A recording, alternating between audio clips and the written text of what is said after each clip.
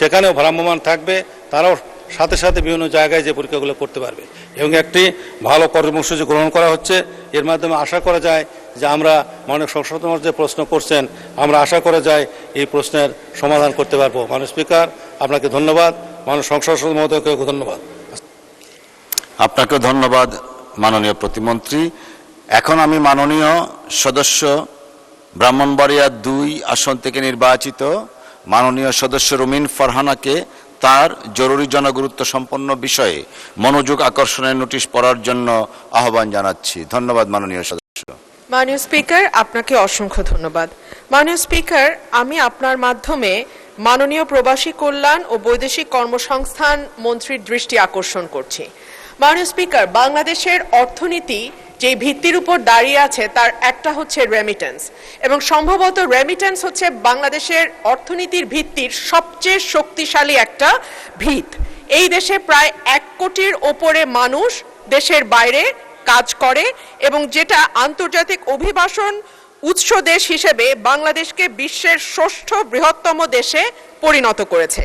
2025-26 অর্থ বছরে বৈধ পথে বাংলাদেশের রেমিটেন্স এসেছে $35.56 বিলিয়ন, এবং এত বেশি বৈদেশিক মুদ্রা আমাদের আমদানি থেকেও আসে নাই, কিংবা আমাদের যে অন্যান্য যে জিনিসগুলো আমরা রপ্তানি করি, গার্মেন্টস সহ অন্যান্য যে বিষয়গুলো রপ্তানি করি, সেখান থেকেও কিন্তু আমাদের এত বিপুল পরিমাণ অর্থ আমরা জোগাড় করতে পারি নাই।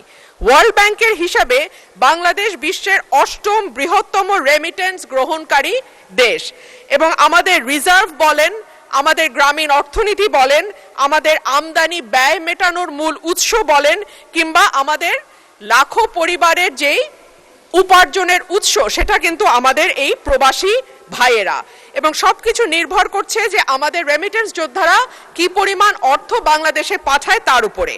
কিন্তু রেমিটেন্সের আড়ালে একটা বিরাট মানবিক মূল্য আমাদেরকে দিতে হয় মাননীয় স্পিকার, যেটা আমাদের নজরে সব সময় আসে না।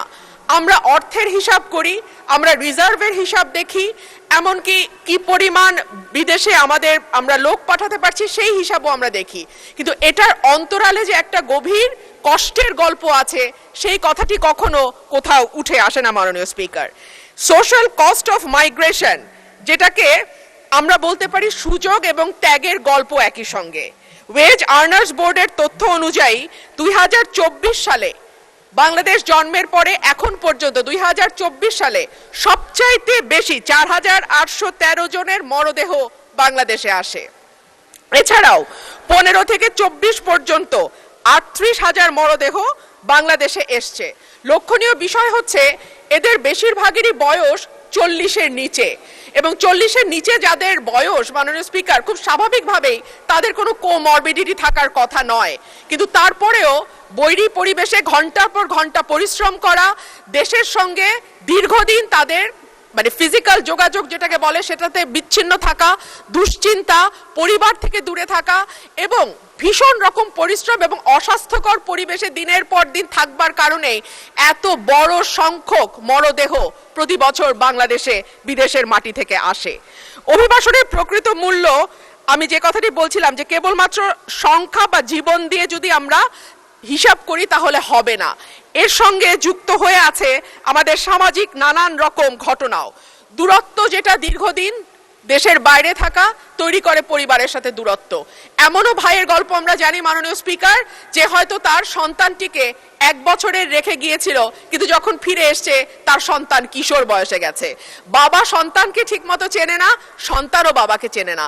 যেটুকু কথা তাদের মধ্যে হয় সেটা হয়তো মোবাইল টেলিফোনে, কিংবা সেটা হয়তো ভিডিও কলের মাধ্যমে হয়। বাবা মার মৃত্যু হয় দেশে, সন্তান খবর পায় না।